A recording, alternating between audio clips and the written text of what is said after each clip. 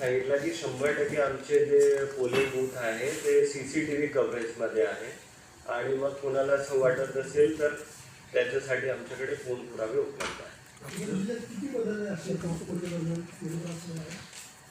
त्याचे आम्मी आकडे देऊ शकतो तुम्हाला. इव्हन म्हणून जे आहे आमचे रिपोर्ट आम्ही तुम्हाला कळवतो. जे काही आपल्याला काही आकडे पाहिजे असतील की काय काय बदलले तर आपण आम्हाला तो पर्टिक्युलर सांगा, आम्ही त्याची पूर्ण माहिती आपल्याला देऊ.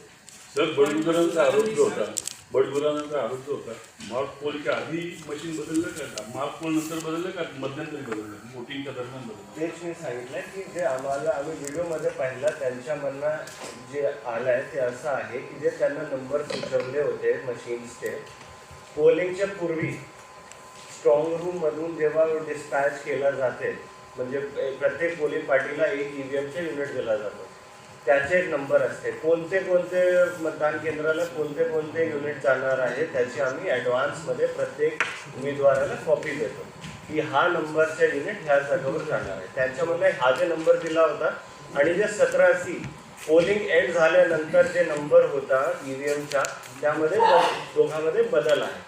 त्याच्या एकच कारण होऊ शकतो की पोल किंवा पोलिंगच्या दरम्यान ते बदलण्यात आलेली आहे काही कारणामुळे. कारण म्हणजे खराबी झाल्यामुळे त्याची एक प्रॉपर प्रोसिजर आहे बदलण्याची आणि ते प्रोसिजर फॉलोअप करूनच फक्त नाशिक पश्चिममध्ये नाही प्रत्येक 15 मतदारसंघामध्ये ते प्रोसिजर फॉलो करूनच बदलण्यात आलेले आहे आणि त्याचे आमच्याकडे पूर्ण नोंद आहे. ते आम्ही आपल्याला सर्वांच्यासोबत शेअर करतो. त्यांची शंका अशी आहे की हे बाहेर आणण्यात आले आणि कुठेतरी ते टॅम्पिंग वगैरे करण्यात आलेलं आहे त्याच्यामध्ये.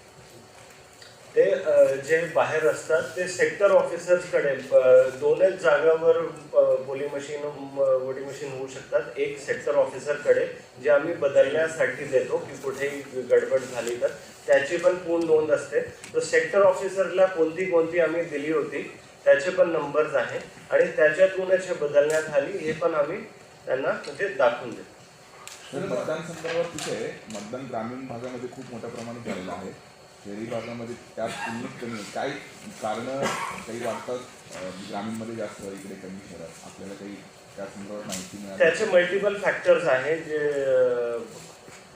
ते असं नाही आहे की फक्त नाशिकबद्दल आहे. ते कोणत्याही शहरामध्ये किंवा जिथे अर्बन एरिया मोठा आहे तिथे तुम्ही पाहिलं तर अर्बन आणि रुरल एरियामध्ये थोडा अंतर दिसतो पोलिंग पर्सेंटेजमध्ये. ते त्याचे काही फॅक्टर्स असतात. म्हणजे अर्बन अपॅथी एक फॅक्टर असतो.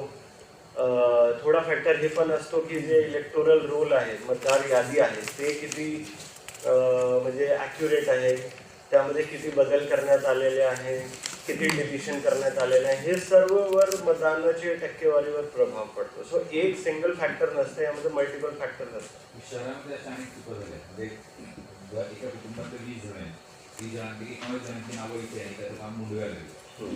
तर असे ज्या चुका झाल्या त्यासाठी काही आपण हे केलेलं आहे.